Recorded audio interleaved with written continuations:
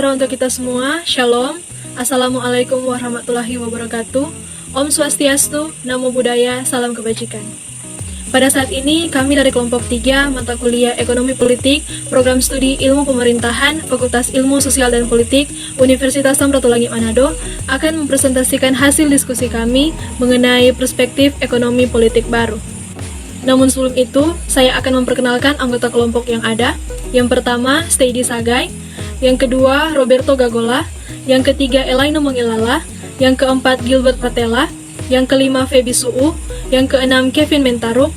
Yang ketujuh, Dea Mile. Yang kedelapan, Stefano Komaling. Yang kesembilan, Mario Moninka. Yang kesepuluh, Muding. Dan yang ke-11, Clinton Bawintil. Materi pertama yang akan kita bahas yaitu hubungan antara negara, masyarakat, dan pasar. Dalam perspektif ekonomi politik baru, yang menjadi titik perhatian yaitu bagaimana memahami fenomena kelembagaan non-pasar, antara lain peranan negara dalam proses transaksi ekonomi. Oleh karena itu, peran negara, masyarakat, dan pasar itu sendiri merupakan bagian dari perspektif ekonomi politik baru.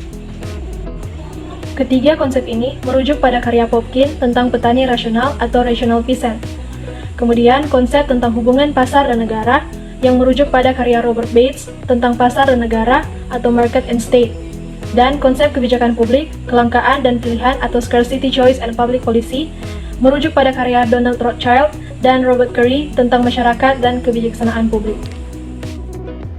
Perkenalkan, nama saya Elaina Fania Mumilala dengan NIM 19080347. Pada saat ini saya akan membacakan materi tentang pendapat Popkin tentang petani rasional. Menurut Popkin, para petani memperoleh keuntungan berdasarkan bagi hasil dengan para tuan tanah. Pemasaran dilakukan oleh tuan tanah sendiri. Sistem ini tentu saja tidak menguntungkan bagi para petani, sebaliknya tuan tanah memperoleh keuntungan yang berlipat ganda. Menurut Popkin, para petani juga punya harapan untuk memperoleh keuntungan sebagaimana tuan tanah ingin menjadi maju dan kaya. Pendeknya, petani pun memiliki sikap rasional.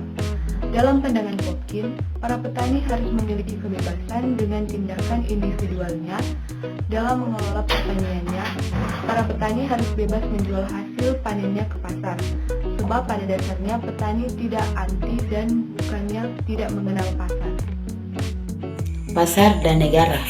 Konsep market dan statis diajukan oleh Robert Bates dalam karyanya yang berjudul Market and Statis di Tropical Africa, di Political Basis Agricultural, Polis 1981. Bates melihat sikap petani yang menentang kebijakan pemerintah yang ditujukan kepadanya merupakan hal yang rasional. Karya Bates tersebut menunjukkan bahwa di negara manapun, patokan harga meskipun clearing price untuk komoditi pertanian ditetapkan hanya menguntungkan masyarakat perkotaan. Dalam perspektif rasional, sikap dan kebijakan pemerintah dianggap tidak rasional, dipandang dari sudut pandang kepentingan petani. Sebaliknya, aksi petani atas kebijakan pemerintah justru dipandang rasional. Pendekatan katalaksi pertukaran. Menurut Buchanan, kegiatan ekonomi pada hakikatnya adalah kegiatan pertukaran mulai dari bentuknya yang sederhana sampai pertukaran yang kompleks. Dalam bentuknya yang kompleks, dapat juga didefinisikan sebagai suatu proses perjanjian, kontraktual atau contractual agreement. Dari sini penekanannya dapat pula bergeser pada semua proses perjanjian yang bersifat sukarela dalam suatu kelompok atau komunitas. Pendekatan katalaksi mulai diperkenalkan sejak abad ke-19. Di antaranya dari Hayek yang melihat pendekatan katalaksi sebagai subjek pencarian dan gambaran perhatian langsung terhadap proses pertukaran, perdagangan, atau perjanjian kontrak. Pada hakikatnya proses kontrak sosial dalam politik dengan proses pertukaran dalam ekonomi tidaklah berbeda. Dalam proses politik yang bersifat demokratis, berbasis pada prinsip kesukarelaan sesuai aturan atau konstitusi yang sudah disepakati antara rakyat dan pemerintah. Materi selanjutnya yaitu Homo economicus.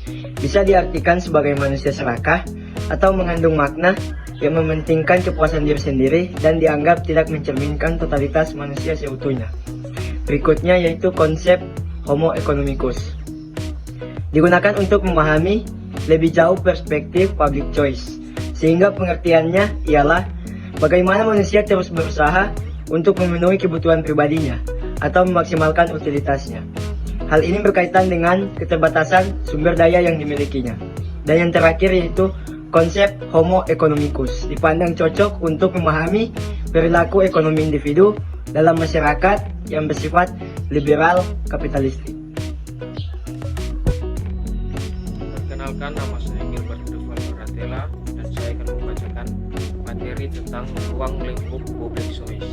Yang pertama, perspektif public choice yaitu tindakan kelompok dan agregasi preferensi sebagaimana ilmu ekonomi murni bertujuan mengatur mengalokasikan sumber daya yang langka. Dengan kata lain, ilmu ekonomi berkaitan dengan kelangkaan sumber daya. Yang kedua adalah mengelola dan mengalokasikan sumber daya ekonomi maupun politik yang langka itu dapat dilakukan dengan beberapa metode, antara lain altruisme, anarki, pasar, dan birokrasi. Altruisme yaitu cara alokasi sumber daya ekonomi atas dasar sistem dan hubungan pemberian. Pasar atau market merupakan sarana bagi pertukaran atau transaksi berbagai komoditi. Anarki, akibat kelangkaan sumber daya ekonomi, maka biasanya setiap orang berusaha memperolehnya dengan cara apapun, apalagi komoditi itu memang sangat dibutuhkan. Selanjutnya, birokrasi. Birokrasi merupakan struktur tatanan organisasi pembagian kerja yang terdapat pada sebuah lembaga yang penting untuk menjalankan tugas-tugas agar lebih teratur. Aplikasi teori public choice. Public choice berkaitan dengan aspek-aspek politik seperti pemilih, partai politik, elit politik, birokrat, kelompok kepentingan, dan pemilu. Kesemuanya itu dapat dikaji dan dianalisis dengan pendekatan public choice. Disinilah peran public choice yang dapat memberikan alat analisis di dalam mengkaji fenomena-fenomena politik atau fenomena-fenomena kelembagaan non-pasar.